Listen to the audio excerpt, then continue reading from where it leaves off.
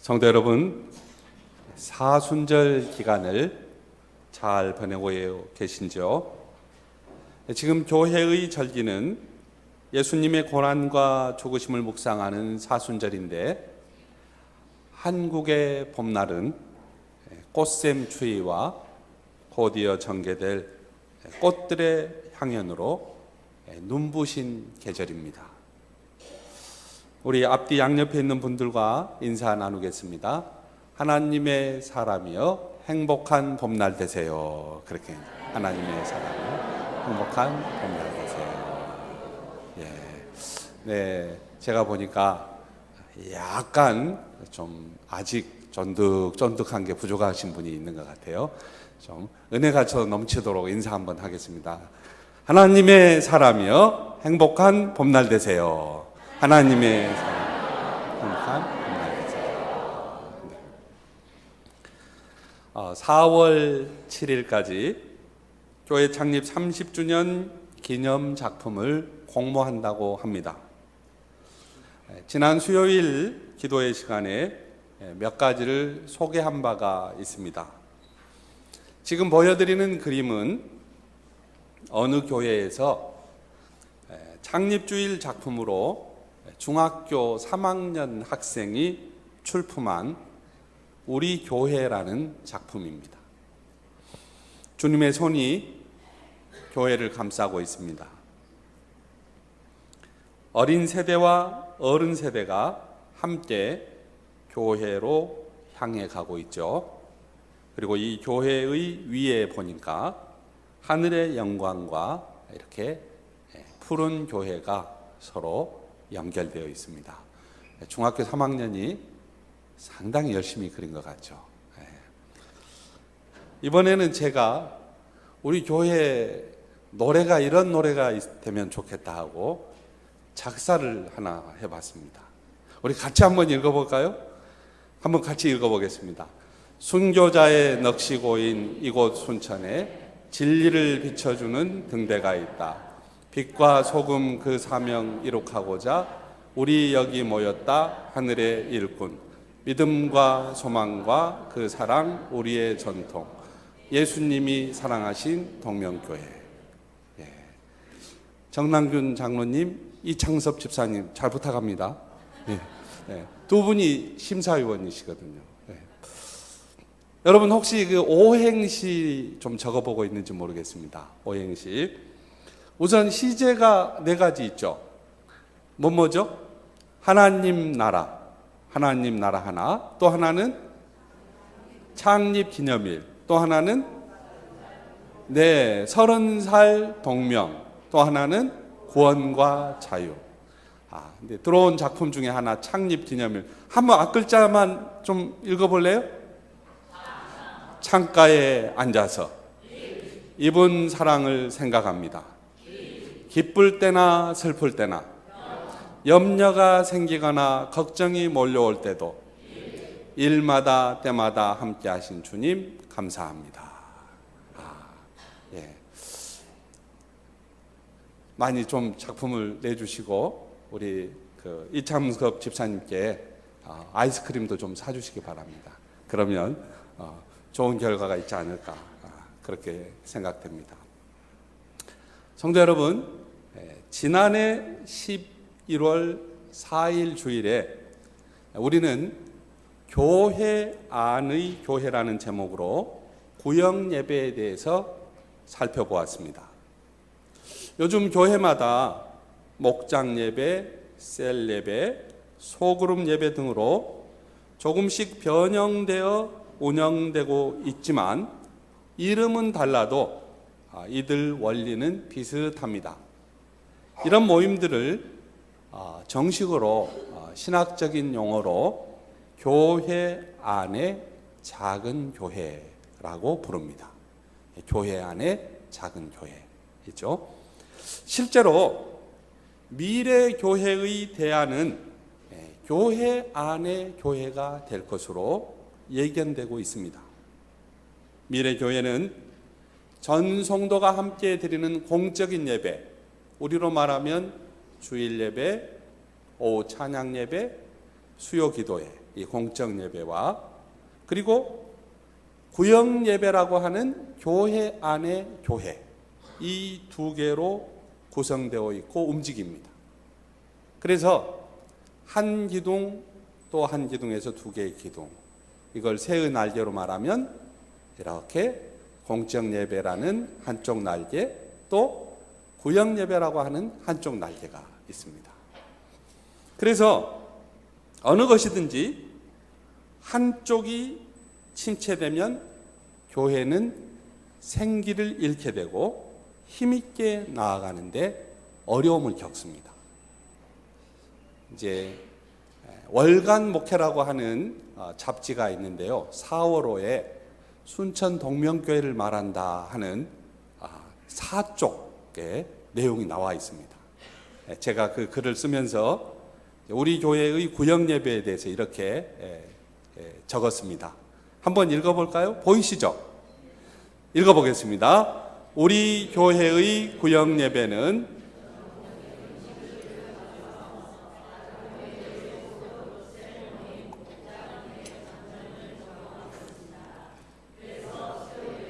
구역의 임원, 구역장, 인도자, 권찰들이 스스로 구역 예배를 인도할 수 있도록 말씀의 내용과 진행 방법 등을 자료로 제공하고 훈련하는 예배로 드립니다. 구역 예배를 통해 믿지 않는 사람을 인도하고 더불어 이단들의 접근을 차단하는 기회로 삼고 있습니다. 우리의 바램을 먼저 적은 것이죠. 우리가 이렇게 확실히 하고 있습니다라는 것보다는 구역 예배는 하나님의 말씀을 실천할 수 있는 구체적인 공간입니다. 구역 예배가 드려지면요, 구역 식구들이 이 관계성의 그물로 잘 연결되어 있어서 이단이나 사이비가 침투에 들어오지 못합니다. 구역원들이 서로를 알게 됩니다. 좀 서툴러도 인도자가 묵상하여 전하는 말씀은 목사의 설교와는 다른 색깔로 다가옵니다. 거기에서 이심전심이 이루어집니다. 또 각 가정과 지체의 형편을 앞에 두고 기도할 때에는 성령의 기름 부으심을 체험합니다. 구역장은 어머니와 같이 감싸주고 챙겨줍니다. 권찰이 구역장을 도와 뒤에서 힘껏 밀어줍니다. 약한 자를 섬기고 선교의 비전을 나누는 것, 그것이 구역 예배의 현장에서 이루어집니다. 하지만 현재 우리 교회 구역 예배의 실상은 어떠합니까? 약 3년 정도 구역 모임이 진행되지 않았기에 다시 하려고 하니 힘이 들고 어색합니다.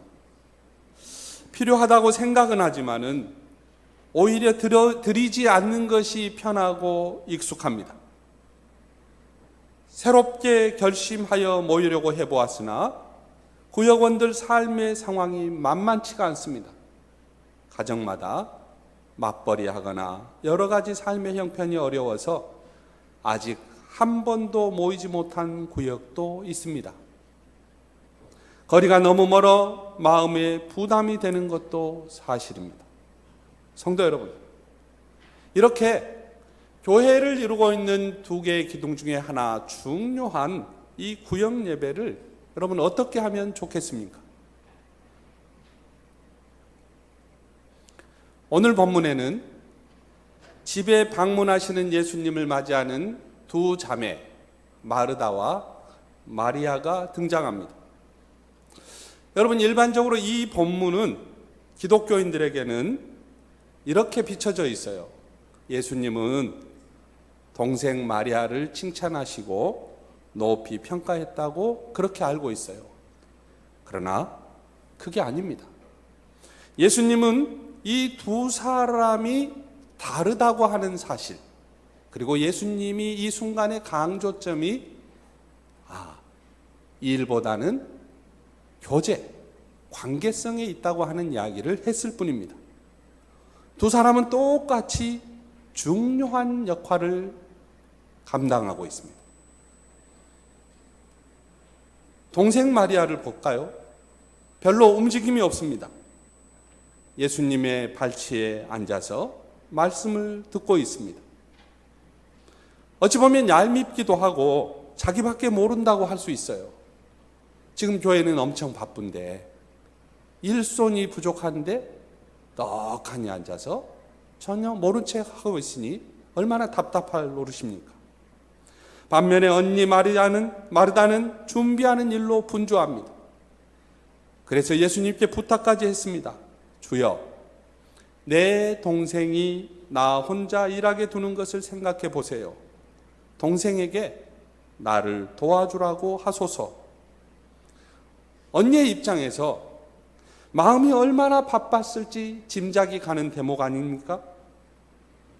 언니 마리아는 활동적인 교회에서 정말 열심히 일하는 남선교 회장이나 여전도 회장을 떠올릴 수가 있습니다. 정말 귀한 신앙의 소유자예요. 헌신하고 움직이는데 몸을 아끼지 않습니다. 신앙과 행동이 분리되어 있지 않습니다. 그녀는 전체적인 관점에서 그의 믿음을 실행하는 그런 실행력도 있습니다. 예수님의 생애와 말씀을 잘 이해하고 있습니다. 교회에 꼭 필요한 일꾼 중에 일꾼이 바로 언니 마르다입니다. 언니 마르다에 대한 소개는 요한복음 11장에서 좀 더 살펴볼 수가 있습니다. 오라버니 나사로가 죽었을 때 예수님이 하루 늦게 오셨습니다.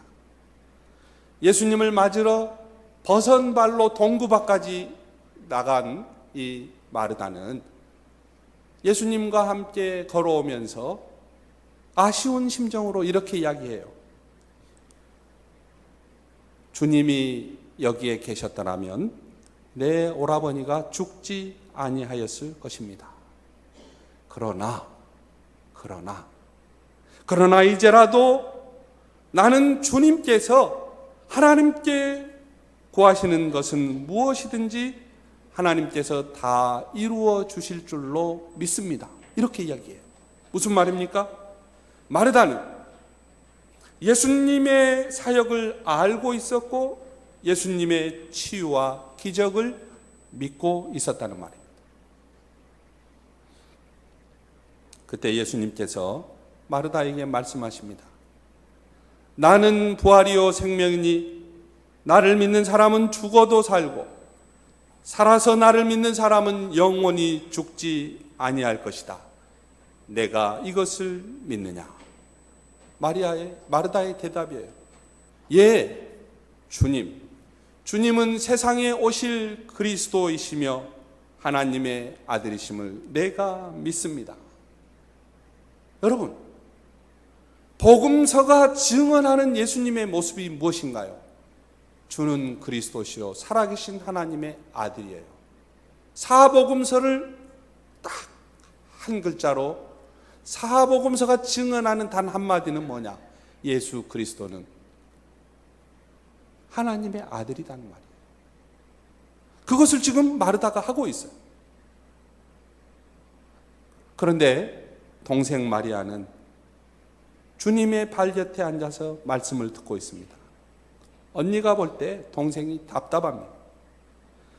예수님과 제자들, 이들 집에 오는 사람들이 몇 명이나 되었을까요? 오늘 본문이 시작하는 첫 단어는 그들이에요. 그들이 길을 갈 때. 그러면 예수님은 혼자 그 집에 오지 않았다는 말이에요. 최소한 예수님과 12명의 제자들, 13명이 그 집에 왔다는 말이에요. 우리가 집에 한 가족 4명만 초대해도 얼마나 분주한지 모릅니다. 지금 이 마르다의 집에 13명 이상의 사람들이 왔어요.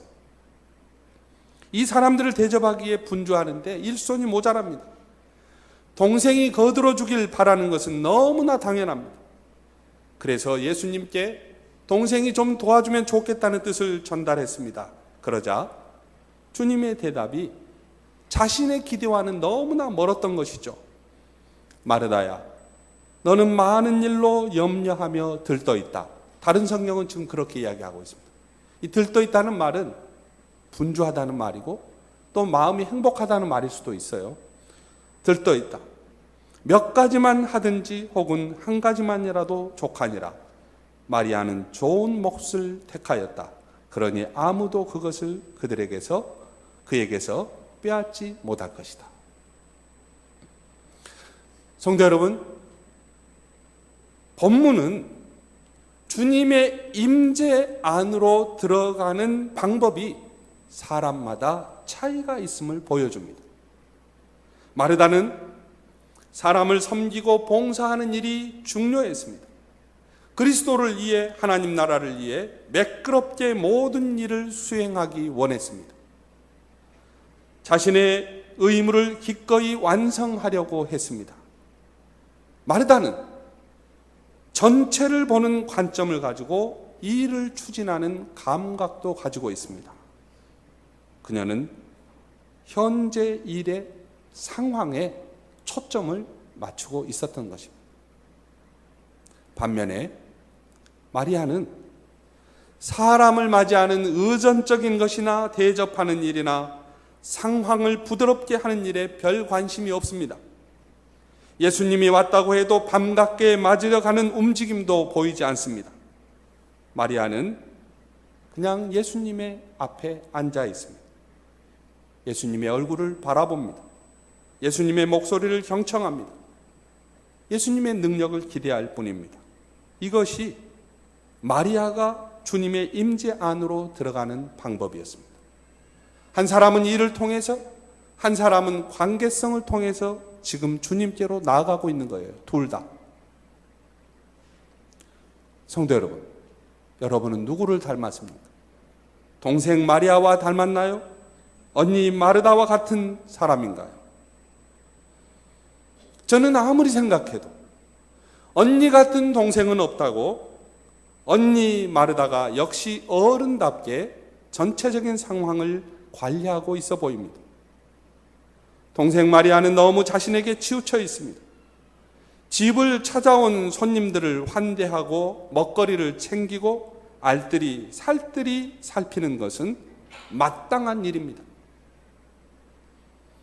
이들 자매에 대해 예수님은 어떻게 반응하셨는지요? 예수님은 마리아가 좋은 편을 택하였다고 말씀하십니다.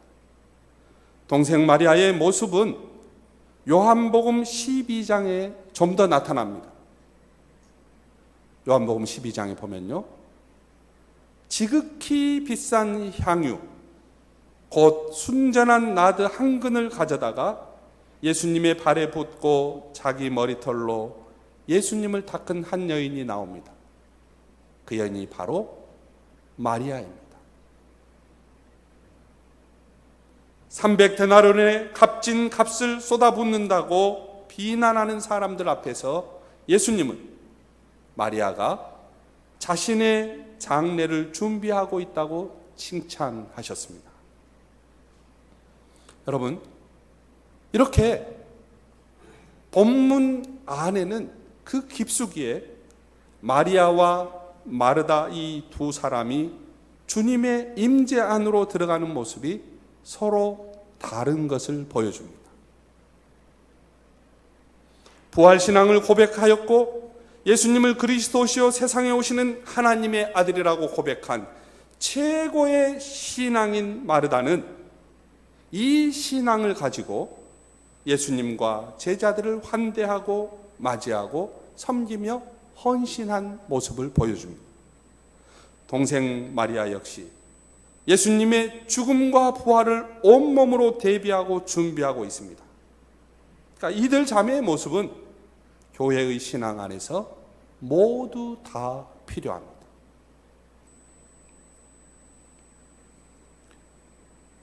그러면 우리가 지금 말씀의 서두에서 구역 예배에 대해 얘기하면서 지금 마르다와 마리아의 이야기를 했는데 어떤 연관이 있을까요?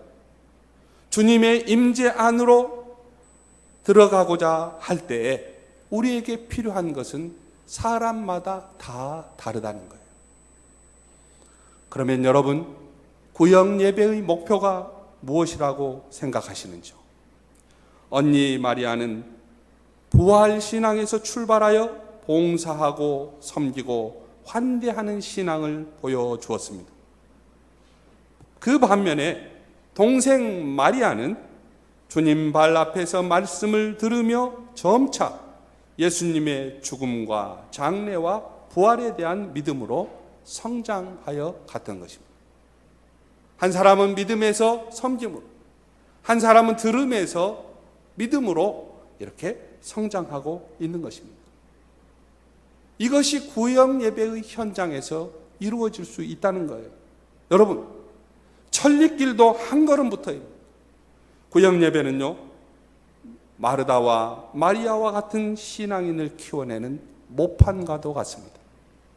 비록 여리고 작아도 이 모임 안에서 위대한 주님의 일꾼들이 성장하고 자라납니다. 교회의 공적 예배 못지않게 구역 예배는 중요합니다. 공적 예배 안에 하나님이 주시는 은혜와 성령의 교통이 충만하지만 구역 예배는 영혼과 같은 고향이 있는 곳이에요. 사랑과 기쁨이 창조되는 곳입니다. 구역 예배를 통해 투명하게 열린 대화, 서로의 영혼을 진하게 책임지는 돌봄을 경험할 수 있습니다. 나는 너에게, 너는 나에게 서로 의지가 되어주고 주님 안에서 한 가족이 됩니다. 구역 예배는 그래서 단순한 모임이나 소그룹 모임 이상의 교회입니다. 교회 안의 교회, 곧 구역 예배를 통해 하나님의 가족이 정착되는 것입니다. 비록 일주일에 한 번 모이지만은, 횟수로는 한 번이지만 내용으로는 일주일 내내 함께 생활하는 모임, 서로의 안부를 묻고 여가 시간을 함께하며 서로를 돌아보는 모임, 구역 예배를 통해 우리의 교제가 더욱 풍성해집니다. 그래서 구역 예배의 진정한 목표는 주님의 임재 안으로 들어가는 것입니다.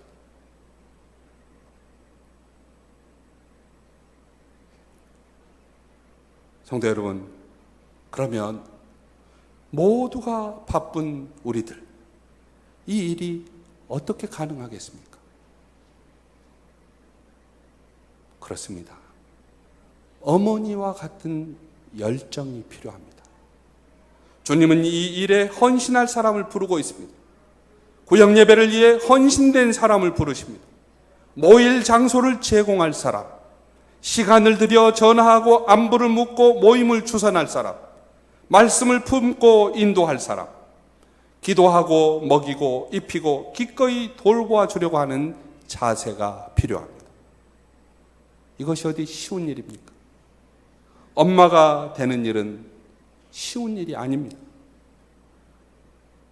이것은 하나님의 생명 창조에 동참하는 일입니다. 오래전 TV에서 몽고 유목민의 생활 중에 낙타의 눈물과 마두금 연주를 시청한 적이 있습니다. 지금 이제 마두금이라고 하는 악기가 소개되고 있는데요.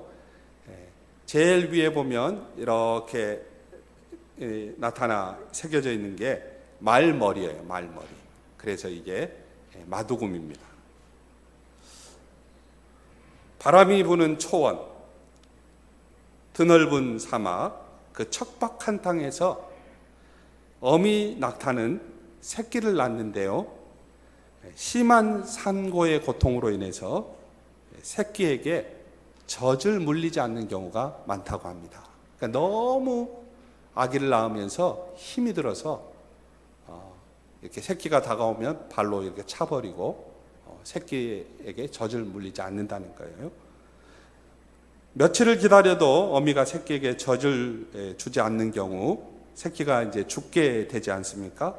최후의 방법으로 이 마두금이라는 이 악기를 무심한 어미 낙타에게 들려준다는 거예요. 초원의 첼로라고 불리는 이 몽골의 전통 악기는 우리나라의 그 해금 같기도 하고 두 줄로 이렇게 현이 되어 있는데요. 몽골인들에게는 영혼을 울리는 바람 소리 같기도 하고 야생마의 말발굽 소리 같다고 또 하는데요. 이 소리를 들으면 말을 타고 천국을 달리는 그런 그 느낌이 든다고 합니다. 그런데 너무 힘들어서 모성애를 잃어버린 낙타 앞에서 이 마두금을 연주하면 이 연주 소리를 듣고 어미 낙타에게 신비로운 현상이 나타난다는 거예요. 굵은 눈물을 뚝뚝 흘리면서 마침내 어미 낙타가 새끼 낙타에게 다시 젖을 물린다는 것입니다. 10분짜리 분량인데 1분 30초 가량 이렇게 정리된 영상을 지금 하나 한번 보겠습니다.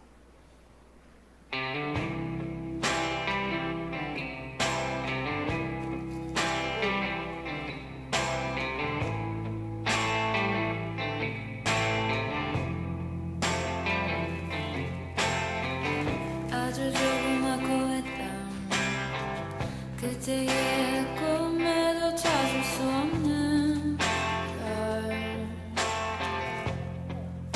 모든 게 숨겨져 버린 별, 난 이곳을 헤매고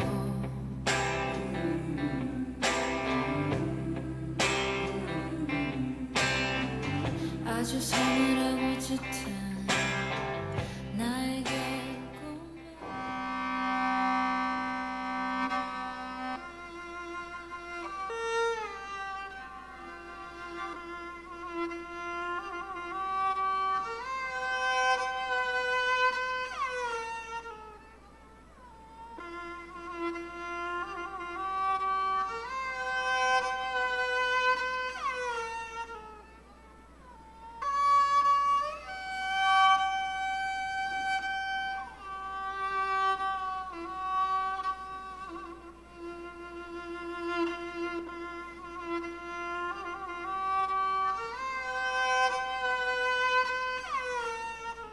Дэрхэдэртэ нулимснан төсөөхөд гоожоод тэгээд нулимсан гоожоод уяраа хэлж шүү дээ.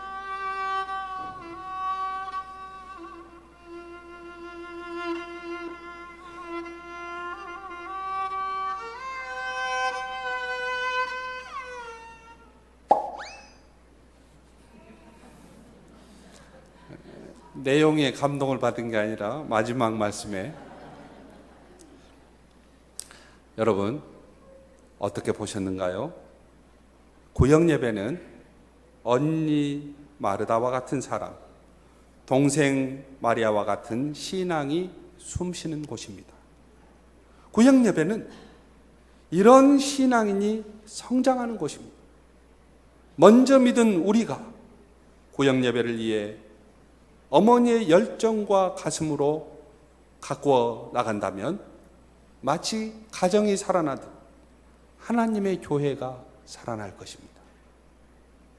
너무 지쳐서 힘이 들어 내 몸으로 낳은 새끼가 싫을 정도로 고통스러울 때, 여러분, 바로 그때에 우리는 마두금을 연주하시는 하나님을 만날 수 있습니다. 하나님의 이로는 우리를 회복시킵니다. 우리 안에 신령한 은혜를 풍성케 하시며 우리는 바로 그 순간 그리스도의 제자가 되는 것입니다. 성도 여러분, 오늘을 사는 현대인들에게 교회가 영적인 집, 영적인 고향이 되는 길은 구역 예배의 젖줄이 열리는 것입니다. 구역 예배가 푸른 초장이 되어야 합니다. 구역 예배가 쉴만한 물가가 되어야 하겠습니다. 여기에 응답할 수 있기를 주님의 이름으로 축복합니다. 기도하겠습니다.